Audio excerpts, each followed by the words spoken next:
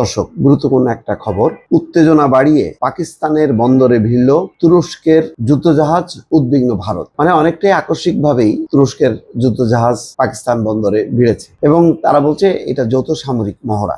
প্রায় এই মহড়াগুলো হয়। আপনারা জানেন যে পাকিস্তানের সাথে তুরস্কের কিন্তু অসাধারণ একটা সম্পর্ক, সামরিক সম্পর্ক, রাজনৈতিক বাণিজ্যিক সম্পর্ক। ফলে পাকিস্তানকে হয়তো ইন্সপায়ার্ড করা, পাকিস্তানকে মেসেজ দেয়া যে আমরা আছি। চীন যেমন দিয়েছে যে কোনো পরিস্থিতিতে পাকিস্তানের পাশে থাকবে চীন। পাকিস্তান পুরো পরিস্থিতির মোকাবেলা করার জন্য প্রস্তুত। এই অবস্থায় তুরস্কের যুদ্ধজাহাজ যখন ইন করলো পাকিস্তানের বন্দরে, তখন একেবারে বলতে গেলে ভয়ে আটখানা ভারত। তবে ভারতীয় বিশেষজ্ঞদের দাবি, বর্তমান পরিস্থিতিতে তুরস্কের যুদ্ধজাহাজের আগমন সাধারণ বিষয় নয়। তারা এখন খুঁজতেছে যে এর পেছনে অন্য কোনো কারণ আছে কিনা, তুরস্ক কি জড়ায় যাবে কিনা, তুরস্ক কতখানি সাপোর্ট করবে পাকিস্তানের নৌবাহিনীকে, সেটা নিয়ে তারা এখন চিন্তা ভাবনা করছে।